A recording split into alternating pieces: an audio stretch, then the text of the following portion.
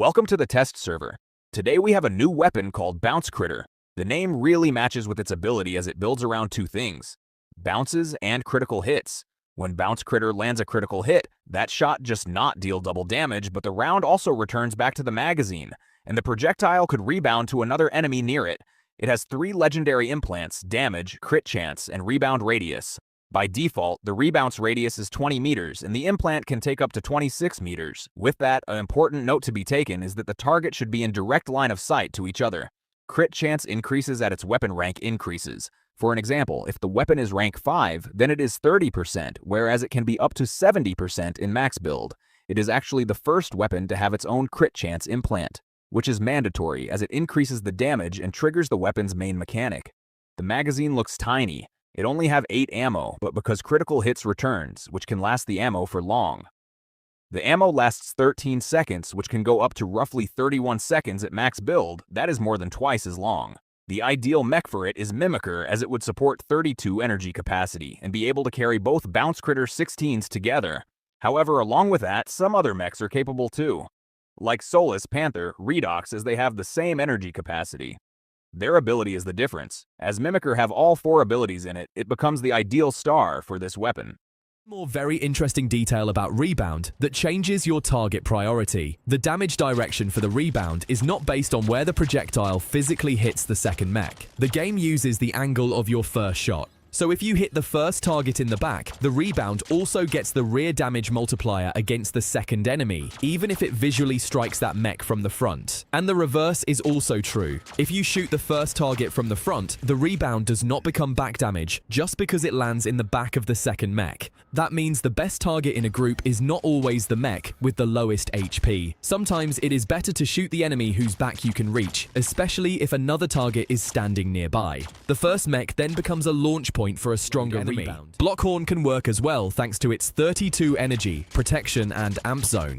But it is slower, so balancing around that 60-meter range becomes more testing. The first is Tailsting. With 24 energy, it cannot match the raw firepower of a heavy mech carrying 2 Bouncecritter 16s, but Signal Jammer partly compensates for that weakness. An affected enemy takes 30% more damage and, more importantly, cannot fire back or use its ability for several seconds. That is a very comfortable combination for Bouncecritter. It helps compensate for the relatively low DPS, while creating a safe window for a long and accurate firing sequence. The enemy cannot return fire or turn to track you, so it becomes much easier to land shots, refund ammunition, and trigger rebounds. The second and much less obvious option is Zephyr. I tested it with a very aggressive implant setup. 3 weapon implants, with shock pulse radius as the only ability implant. No cooldown and no duration. I am not saying this is an ideal build, or that Zephyr is suddenly back in the meta, but in practice, it feels surprisingly decent to get 3 full seconds of firing into a locked down enemy that cannot shoot back while rebounds spread from that target to nearby mechs. Shock Pulse does not increase the damage itself, it simply guarantees a short but very clean window to use the weapon.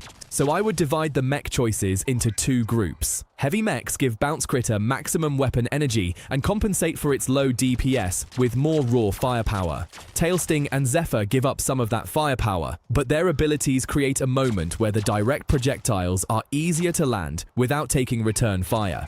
And it is important not to confuse 2 different things here. The best mechs for Bouncecritter are not necessarily using the best weapon available to them. The best scenario for this weapon is a small, tight map where enemies naturally stay close together.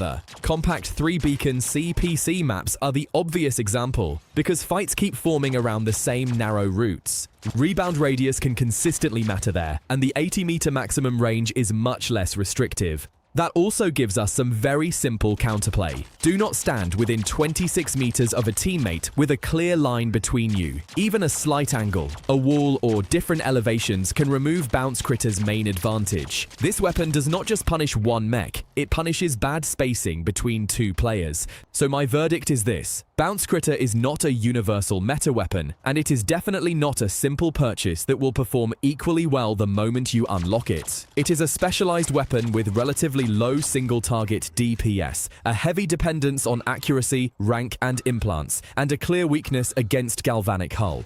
But with the right maxed build on a 32 energy mech or a mech whose ability compensates for the weapon's weaknesses, and on a compact map where the rebound regularly finds a second target, it can be very interesting. A critical hit is made up of the base. It also punishes missed shots much more heavily. And closer to the end game, it runs into another problem: Galvanic Hull.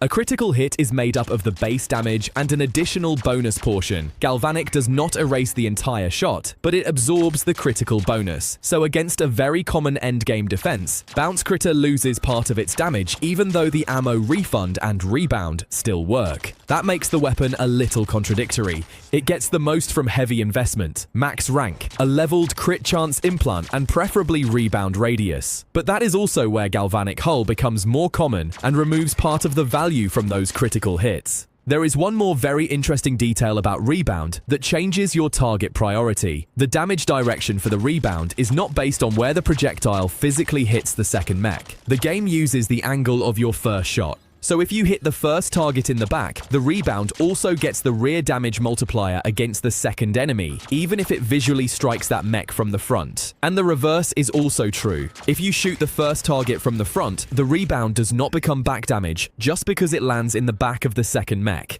That means the best target in a group is not always the mech with the lowest HP. Sometimes it is better to shoot the enemy whose back you can reach, especially if another target is standing nearby. The first mech then becomes a launch point for a stronger rebound. If we are talking about maximum firepower with 2 Bouncecritter 16s, the main requirements are obvious: 32 energy, enough mobility,